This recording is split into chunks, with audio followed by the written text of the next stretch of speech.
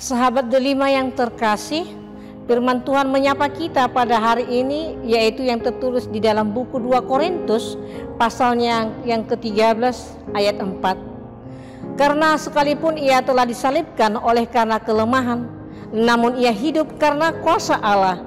Memang kami adalah lemah di dalam Dia, tetapi kami akan hidup bersama-sama dengan Dia untuk kamu karena kuasa Allah. Demikianlah firman Tuhan. Sahabat delima yang terkasih, di dunia ini tidak ada yang abadi, tetapi hidup kita bisa sempurna bila turut campur tangan Tuhan. Dalam hal ini mengingatkan kita atas peristiwa di dalam perjalanan hidup seorang apostol Paulus, di mana ada 2 hal cerita tentang diri daripada apostol Paulus, yaitu yang pertama, sebelum beliau ditangkap Allah, dia disebut sebagai penjahat yang keji, di mana dia berencana untuk membunuh setiap pengikut Yesus dan sangat berpengaruh besar pada waktu itu. Saulus juga terkenal dengan kepintarannya, namun di balik kepintaran itu dia dipakai untuk melawan Allah, yang mana Allah sendiri telah menyuruh anaknya Tuhan Yesus untuk melepaskan manusia dari belenggu dosa dan kematian. Namun sebelum Allah menangkapnya, di mana dia dulunya bernama Saulus. Yang kedua, setelah Saulus ditangkap oleh Allah, sehingga berubah namanya menjadi Paulus. Karena kepintarannya sehingga dengan mudah Saulus memahami kitab suci setelah dipenuhi oleh Roh Kudus. Paulus bersemangat dan berkobar-kobar dalam memberitakan kabar baik tentang Yesus di dalam kematian, kebangkitan, dan kenaikannya ke sorga.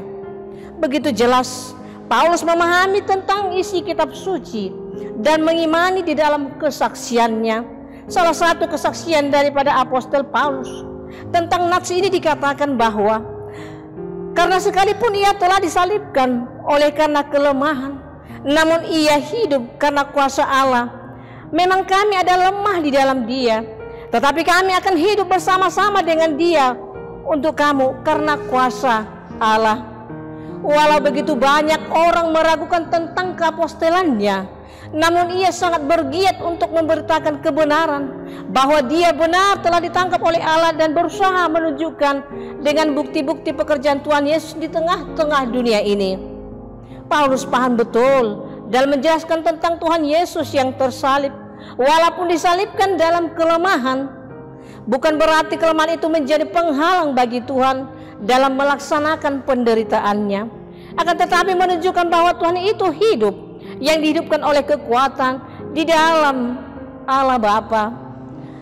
Dari situ lahirlah kesaksian apostol Paulus bahwa dia pun lemah di dalam kelemahan Tuhan, tetapi Tuhan itu hidup dan penuh kuasa. Demikian halnya apostol Paulus pun hidup penuh dengan kekuatan, dikarenakan oleh yang memberi kekuatan tersebut, yaitu Roh Allah. Walaupun begitu kuat yang menghalau apostol Paulus, namun dia tidak bimbang dan ragu untuk melakukan pelayanan dalam memberitakan kabar baik, yang walaupun banyak orang berencana untuk membunuh dia, namun dia tidak goyah karena dia yakin bahwa kekuatan Tuhan yang selalu memberikan kekuatan baginya.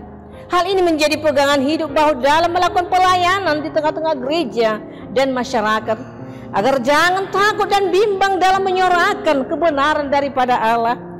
Sama seperti anak manusia datang bukan untuk dilayani, melainkan untuk melayani dan untuk memberikan nyawanya menjadi tebusan bagi banyak orang. Dan ketahuilah, Yesus menyertai kamu senantiasa sampai akhir zaman.